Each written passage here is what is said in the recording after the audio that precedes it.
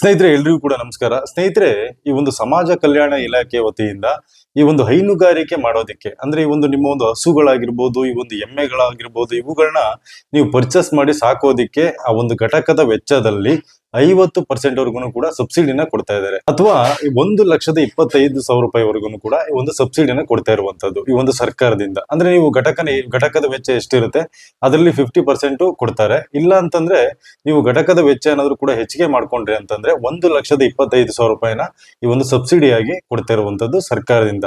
ಇದ್ರ ಬಗ್ಗೆ ನಾನು ಕಂಪ್ಲೀಟ್ ಡೀಟೇಲ್ಸ್ ನ ಹೇಳ್ತಾ ಹೋಗ್ತೀನಿ. ಅದೇ ರೀತಿಯಾಗಿ ಕೊನೆಯ ದಿನಾಂಕ ಏನಿದೆ, ಯಾರ್ಯಾರೆಲ್ಲ ಅರ್ಜಿನ ಹಾಕ್ಬಹುದು, ಯಾವ್ಯಾವ ಒಂದು ಕ್ಯಾಟಗರಿಯವರು ಅರ್ಜಿಗಳನ್ನ ಹಾಕ್ಬಹುದು ಅನ್ನೋದನ್ನ ಕಂಪ್ಲೀಟ್ ಆಗಿ ನಾನು ಹೇಳ್ತಾ ಹೋಗ್ತೀನಿ ಸ್ನೇಹಿತರೆ. ಅದಕ್ಕೂ ಫಸ್ಟ್ ನಮ್ಮ ಒಂದು ಚಾನಲ್ಗೆ ಯಾರೇನು ಸಬ್ಸ್ಕ್ರೈಬ್ ಆಗಿಲ್ಲ ದಯವಿಟ್ಟು ಕೂಡ ಸಬ್ಸ್ಕ್ರೈಬ್ ಆಗಿ ಅಂತ ನಾನು ಹೇಳಲಿಕ್ಕೆ ಇಷ್ಟಪಡ್ತೀನಿ.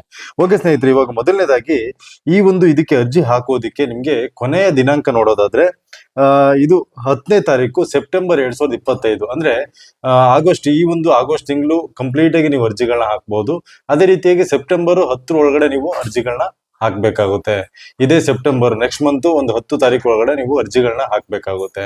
ಅಂತವ್ರಿಗೆ ಈ ಒಂದು ಸ್ಕೀಮು ಸಿಗುವಂತದ್ದು. ಅದೇ ರೀತಿಯಾಗಿ ಸ್ನೇಹಿತರೆ, ಇದಕ್ಕೆ ಯಾರ್ಯಾರೆಲ್ಲ ಅರ್ಜಿ ಸಲ್ಲಿಸೋದಕ್ಕೆ ಅರ್ಹತೆನ ಪಡ್ಕೊಂಡಿರ್ತಾರೆ ಅಂತ ನೋಡೋದಾದ್ರೆ, ಮೊದಲನೇದಾಗಿ ಈ ಒಂದು ಸಮಾಜ ಕಲ್ಯಾಣ ಇಲಾಖೆಯಿಂದ ನಿಗದಿಪಡಿಸಿದ ವರ್ಗಕ್ಕೆ ಸೇರಿದವರು ಮಾತ್ರ ಅರ್ಜಿ ಸಲ್ಲಿಸಲು ಅರ್ಹರು.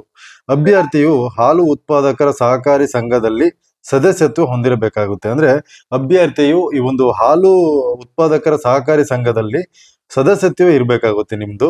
ಅಂತವ್ರು ಇದಕ್ಕೆ ಅರ್ಜಿನ ಹಾಕ್ಬಹುದು. ನಂತರ ಅಭ್ಯರ್ಥಿಯ ವಯಸ್ಸು ಕನಿಷ್ಠ 18 ವರ್ಷದಿಂದ ಗರಿಷ್ಠ 55 ವರ್ಷ ಮೀರಿರಬಾರದು. ಅಂದ್ರೆ ಅಭ್ಯರ್ಥಿಯ ಒಂದು ವಯಸ್ಸು 18 ವರ್ಷದ ಮೇಲ್ಪಟ್ಟಿರ್ಬೇಕಾಗುತ್ತೆ, ಮತ್ತೆ ಗರಿಷ್ಠವಾಗಿ 55 ವರ್ಷದ ಒಳಗಡೆ ಇರಬೇಕಾಗುತ್ತೆ. ಅಂತವ್ರು ಇದಕ್ಕೆ ಅರ್ಜಿನ ಹಾಕ್ಬಹುದು. ಅದೇ ರೀತಿಯಾಗಿ ಈ ಒಂದು ಹಿಂದಿನ ವರ್ಷಗಳಲ್ಲಿ ಯಾರು ಕೂಡ ಈ ಒಂದು ಹಸುಗಳು ಎಮ್ಮೆಗಳನ್ನ ಸಾಕೋದಿಕ್ಕೆ ಈ ಒಂದು ಸಬ್ಸಿಡಿಗಳನ್ನ ಅಂದ್ರೆ ಈ ಒಂದು ಯಾವುದೇ ಒಂದು ಸಹಾಯಧನಗಳನ್ನ ಪಡ್ಕೊಂಡಿರ್ಬಾರ್ದು. ಅಂತವ್ರು ಇದಕ್ಕೆ ಅರ್ಜಿ ಹಾಕೋದಿಕ್ಕೆ ಅರ್ಹತೆನ ಪಡ್ಕೊಂಡಿರ್ತಾರೆ. ನಂತರ ಯಾವೆಲ್ಲ ನಿಗಮದಡಿ ಈ ಒಂದು ಅರ್ಜಿಗಳನ್ನ ಸಲ್ಲಿಸಲು ಅವಕಾಶವಿರುತ್ತದೆ, ಅಂದ್ರೆ ಯಾವ್ದೆಲ್ಲ ಈ ಒಂದು ನಿಗಮದಡಿಗಳಲ್ಲಿ ಈ ಒಂದು ಅರ್ಜಿ ಸಲ್ಲಿಸೋದಕ್ಕೆ ಅವಕಾಶಗಳಿರುತ್ತೆ ಅಂತ ನೋಡೋದಾದ್ರೆ, ಮೊದಲನೇದಾಗಿ ಡಾಕ್ಟರ್ BR ಅಂಬೇಡ್ಕರ್ ಅಭಿವೃದ್ಧಿ ನಿಗಮದಿಂದ ಈ ಒಂದು ಅರ್ಜಿಗಳನ್ನ ಹಾಕ್ಬಹುದು. ಅದೇ ರೀತಿಯಾಗಿ ಕರ್ನಾಟಕ ಆದಿ ಜಾಂಬವ ಅಭಿವೃದ್ಧಿ ನಿಗಮದಿಂದ ಅರ್ಜಿಗಳನ್ನ ಹಾಕ್ಬಹುದು. ಕರ್ನಾಟಕ ಬೋವಿ ಅಭಿವೃದ್ಧಿ ನಿಗಮದಿಂದನೂ ಕೂಡ ಈ ಒಂದು ಅರ್ಜಿಗಳನ್ನ ಹಾಕ್ಬಹುದು. ಅದೇ ರೀತಿಯಾಗಿ ಕರ್ನಾಟಕ ಅಲೆಮಾರಿ ಮತ್ತು ಅರೆ ಅಲೆಮಾರಿ ಅಭಿವೃದ್ಧಿ ನಿಗಮದಿಂದ ಈ ಒಂದು ಅರ್ಜಿಗಳನ್ನ ಹಾಕ್ಬಹುದು.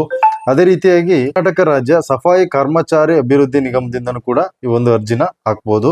ಅದೇ ರೀತಿಯಾಗಿ ಕರ್ನಾಟಕ ಪರಿಶಿಷ್ಟ ಪಂಗಡದ ಅಲೆಮಾರಿ ಅಭಿವೃದ್ಧಿ ನಿಗಮದವರು ಕೂಡ ಇದಕ್ಕೆ ಅರ್ಜಿಗಳನ್ನ ಹಾಕ್ಬಹುದು. ಅದೇ ರೀತಿಯಾಗಿ ಕರ್ನಾಟಕ ತಾಂಡ ಅಭಿವೃದ್ಧಿ ನಿಗಮದಿಂದನೂ ಕೂಡ ಇದಕ್ಕೆ ಅರ್ಜಿಗಳನ್ನ ಹಾಕ್ಬೋದು ಸ್ನೇಹಿತರೆ.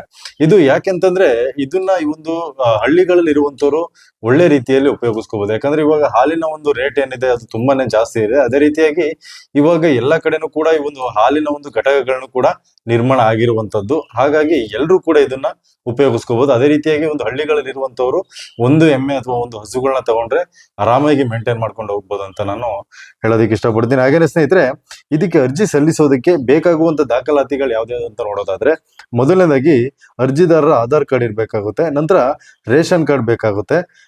ಮತ್ತೆ ಈ ಒಂದು ಜಮೀನಿನ ಒಂದು ದಾಖಲೆ, ಈ ಒಂದು RTC ಇರ್ಬೇಕಾಗುತ್ತೆ. ಈ ಒಂದು ಪಹಣಿ ಏನಿರುತ್ತಲ್ವಾ ಅದಿದ್ರೂ ಕೂಡ ನೀವು ಅರ್ಜಿನ ಹಾಕ್ಬಹುದು. ಅದೇ ರೀತಿಯಾಗಿ ಬ್ಯಾಂಕ್ ಪಾಸ್ಬುಕ್ ಬೇಕಾಗುತ್ತೆ. ಮತ್ತೆ ಫೋಟೋಗಳು ಬೇಕಾಗುತ್ತೆ, ಒಂದು 2-3 ಫೋಟೋಗಳನ್ನ ಕೇಳ್ತಾರೆ. ಅದೇ ರೀತಿಯಾಗಿ ಹಾಲು ಸಹಕಾರಿ ಸಂಘದ ಸದಸ್ಯತ್ವ ಪ್ರಮಾಣ ಪತ್ರ ಬೇಕಾಗುತ್ತೆ. ಅಂದ್ರೆ ಈ ಒಂದು ಮಿಲ್ಕ್ ಕಾರ್ಪೊರೇಟಿವ್ ಸೊಸೈಟಿ ಮೆಂಬರ್ಶಿಪ್ ಸರ್ಟಿಫಿಕೇಟ್ ಏನಿರುತ್ತಲ್ವಾ ಅದು ಇದ್ರೆ ಒಳ್ಳೇದು. ಅದನ್ನು ಕೂಡ ನೀವು ಅರ್ಜಿಗಳಲ್ಲಿ ಹಾಕ್ಬೇಕಾಗುತ್ತೆ.